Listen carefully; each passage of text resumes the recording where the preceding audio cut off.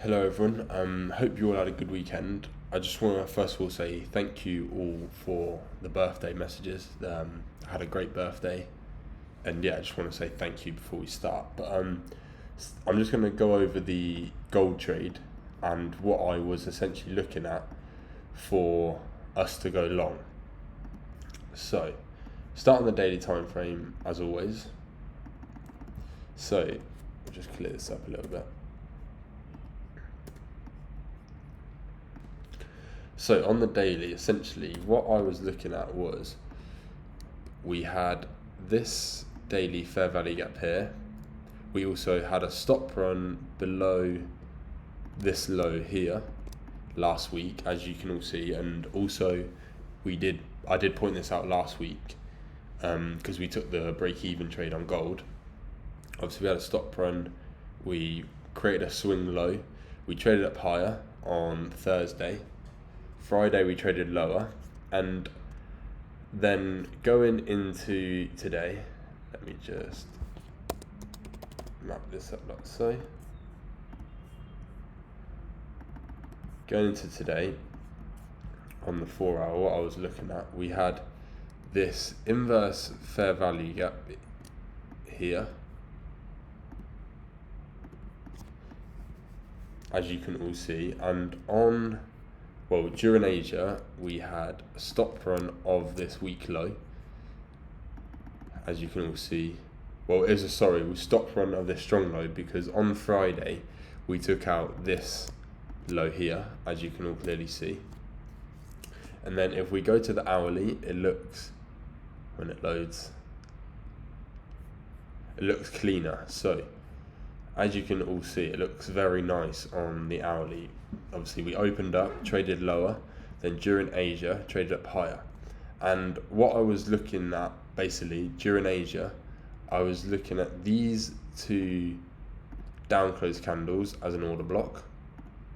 So if we just put them black for now.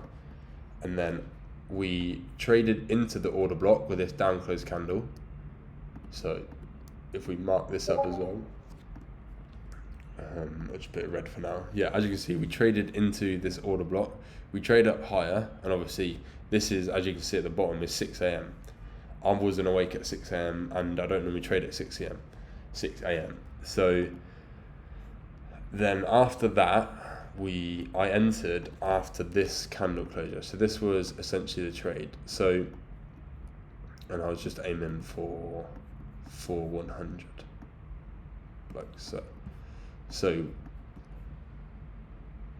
we had the propulsion block, and as you can see, at 8 a.m. we traded back into the propulsion block, as you can all clearly see, and then we had I seen this as a nice candle closure to go long, and I put my stop loss here simply because it is below the propulsion block.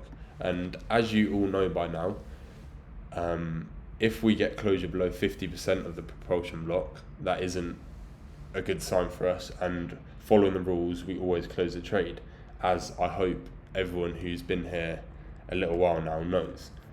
So the thought process behind putting my stop loss here was, if we come down here, we're likely going to close below it anyway, so it doesn't really matter. And as you can all see, we did close below it. And one thing I just want to point out to you guys is, let's just clear this chart up a bit. Obviously you all know where the order block is. You'll know where the propulsion block is. So one thing I do want to bring your attention to is, this is a week low.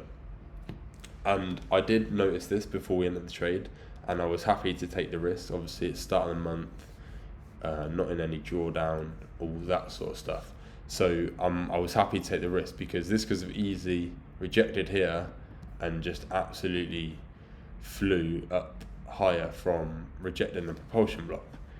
But because this is a week low, what we could essentially have now is a stop run below the week low, and as you can see, we've all traded up higher. If we get a closure above this fair value gap here, and then trade a bit higher, we could potentially look for longs going into tomorrow, or not later on today, sorry, because I'm not trading anymore today. But going into tomorrow, we can look for more longs. because the framework's still the same. We still have the stop run into the 4-hour inverse fair value gap. We've traded up higher. We just disrespect this propulsion block. But if we show signs of bullish order flow after this stop run here, then it's okay to go back in tomorrow and look for more trades. And some of you may be like, oh, why aren't you going back in today and trading? Like, say if this candle closure closes above this 1 hour fair value gap, why you're not going to enter and have stops below the strong low? Well, the reason I'm not doing that is because simply, like I mentioned a minute ago, it is the first trading day of the month and we've already took a loss. So I don't want to run the chance of potentially being down 2% at the start of the month, just like that, off one trade. Because it's it's essentially the same trade idea because we're long in gold. So I don't want to put that risk onto myself and have the potential of being down 2% so early in the month. I want to try and avoid the drawdown as much as possible.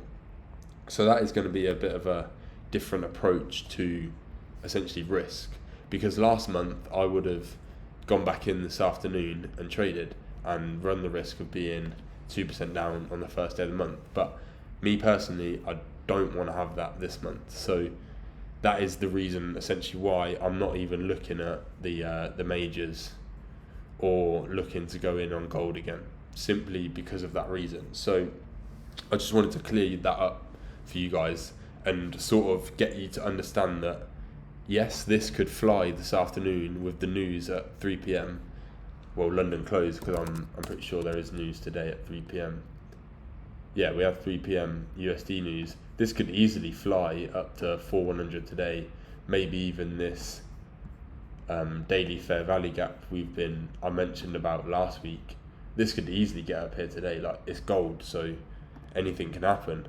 But I'm thinking about risk first, and I need you guys to do the same, because if you think about risk first, you will last in this game, and we're all here to last in this game and make money, because the markets aren't going anywhere. We've not even looked at currency pairs for this week, so we still have the potential of getting a good trade going into the rest of the week, because the economic calendar is also looking good for this week. So let's just not rush it on the first day of the week, okay?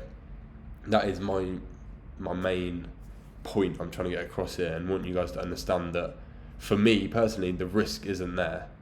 I just don't want to have that risk opened for the first day of the month. But any questions, please do let me know, and always I will answer them as fast and as best as I can. Hope you guys are all learning stuff from the videos, and I hope you guys took something from the